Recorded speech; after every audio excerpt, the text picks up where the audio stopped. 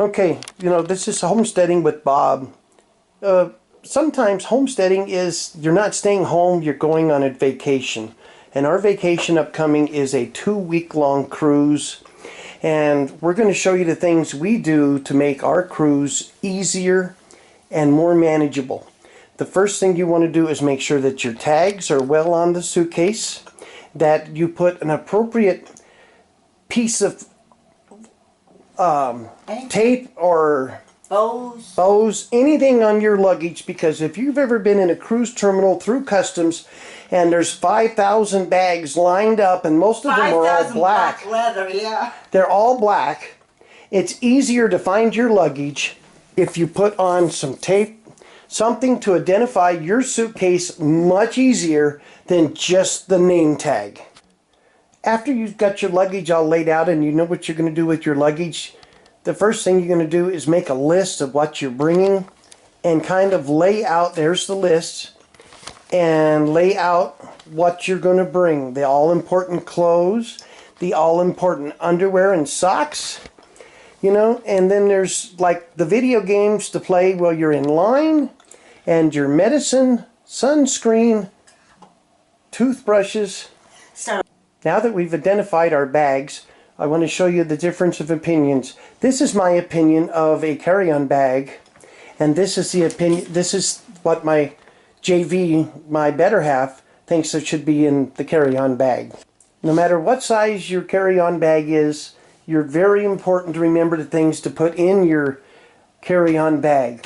Your passport, your identification, your medication, boarding passes, swimsuits, sunscreen, absolutely anything you're going to need for the first full day of your cruise, because you will not, even the camera. All sorts of important things.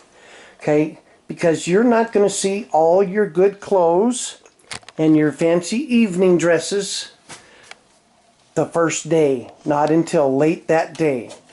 So what you pack is, and you also want to put everything in your carry-on luggage that you cannot do without. So if that piece of luggage that gets lost, you got something important in it, you need to keep it in your carry-on bag. Wait a minute, go. Also, most cruise ships, you are allowed to bring on a standard bottle of wine. That's the only alcohol you're allowed to bring on. Though there are ways, you can go online, there are all sorts of ways to smuggle booze on. We don't really drink. We each bring a bottle, even though we usually don't drink it, but somebody definitely will. But you have to bring it in carry-on. Also, most cruise ships, and it depends on the cruise ship, will not allow any bottles of any kind other than your one wine bottle. So if you bring water, you'll have to bring it, say, a 12-pack of canned water or a 12-pack of canned soda. Or is that a 6-pack? I don't know. Okay. Be sure to bring your own coffee cup, because the coffee cup on board are really small. This is not huge. It has my chickens on it, and I'll feel like I'm close to my chicken. As far as some of the things you want to bring beyond your clothes and your basic stuff, you want to remember to bring things like, one, a bungee cord. And a bungee cord so that you can hold that balcony door open at night and get fresh sea air into your room. Because it automatically slams back if you don't. The second thing might be a power strip so that you can plug in more than one thing at a time, like your cell phones or your iPads or your computer or your hair dryer. All of that stuff that we use, because there's not that many plug-ins on a cruise ship. Extra hangers. Absolutely, because they do not begin to give you enough items to hang up all your clothes. So the extra hangers is a must. And apart from your prescription drugs, which we have quite a few of them, and none of them are to get high on. Apart from those, make sure you bring a little bag that has your aspirin, your Dramamine, your Band-Aids, Pepto-Bismol, all these kinds of things, because they will be available on the cruise ship, but they will cost you a small fortune. Two things I keep actually in my purse, but not in my carry-on, are a hole puncher, because you'll get issued a plastic card, kind of looks like a credit card. You will use it wherever you go, to get in your room, to purchase anything for identification, whatever, you will use that. So instead of having to go in a really long line to get your card punched, it's best to already have purchased your lanyard and have the hole puncher to punch your card, and you'll meet lots of friends even before you get on board then. Now, one of the key things, one of my most valuable thing that I've ever learned is that when you're traveling and you bring your shampoo, your conditioner, maybe some face cream, whatever, put it in a Ziploc baggie and make sure that if something comes open, it doesn't ruin the rest of your clothes. Yes, for your toiletries and stuff. Bobby usually double bags them. Yes. Okay, there's lots of tips you can remember. One to save you some money or a big hassle, and that's to bring your own corkscrew for your bottle of wine that you bring in your luggage. If you don't bring your corkscrew, a lot of places will charge you to uncork your own wine, or you're going to spend half an hour running around to other people's rooms trying to find out who was smart enough to bring a corkscrew. Card. The second thing I want to tell you about is every time you go in or out of your room, you have to put your Sail and Sign card in the slot by the front door. But if you're like me and you don't like taking your lanyard off of your neck where you'll forget it, you just bring an average day card that you can put in the slot to keep your lights on. Because half the time I walk out of my room and forget that I took my lanyard off of my neck. And we're going to talk about packing clothes. Well, Bobby's going to, and because he's really good at that, I'm not. But I want you to see, make sure you dress up for your finest. This is Bobby's formal shirt. Yeah, formal night shirt. Formal night shirt that's hand painted by a professional painter. Yeah. And this is Vicky's nightgown. No. Not nightgown, but her night. It's just a dress. It's nice fancy dress that she just looks fantastic in. Ah. So now you can. Now, besides your formal fancy clothes, you want to remember your basic t-shirts and shorts and your most comfortable shoes, because you're going to be doing a lot of walking and you want to be in shoes. Now, if you're going to start like with brand new shoes, definitely wear them enough to break them in and make them comfortable before you go, because you don't want blisters on your feet from your week walking around in your brand new shoes. Now, everybody says there's two ways of doing it. You can fold it and put it in your suitcase, or you can roll it up.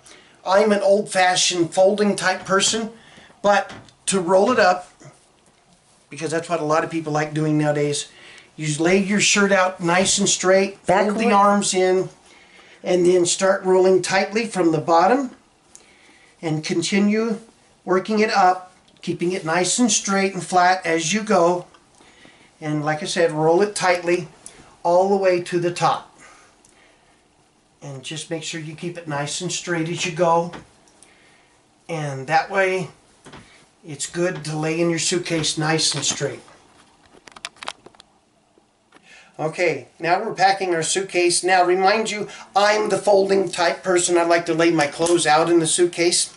There's lots of reasons for that, because once you get your base of the clothes down in the suitcase, you want to put anything in the middle that can break or is very important that it don't get hurt, like your hangers, your cameras, your spare reading glasses, all that kind of stuff you want to put in the middle of your suitcase to protect it from things getting slammed up and over. So you put everything down that you want that's important, and then lay some nice stuff over the top of it.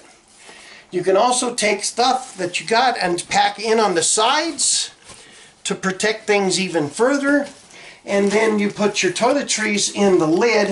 This is the only thing that scares me, is because they're on the edge of the suitcase, but at the same time you want some kind of protection from them to your clothes. And don't forget your flashlights and anything important that you don't want broken in the middle of your suitcase.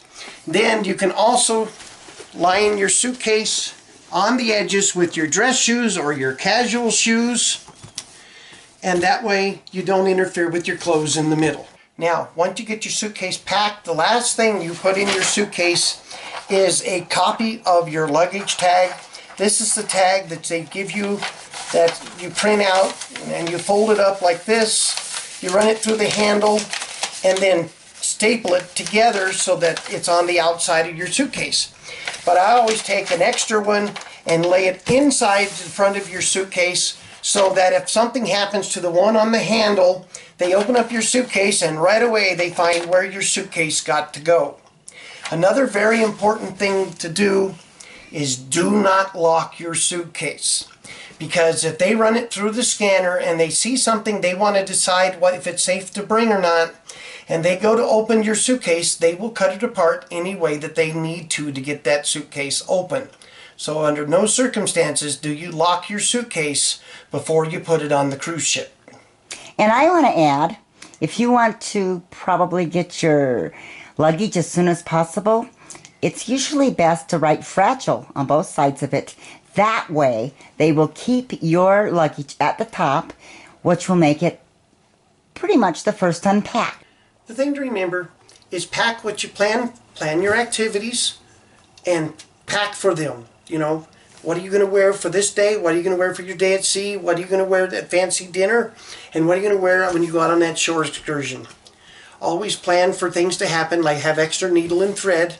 But the most important thing to do is go on your vacation and have lots of fun.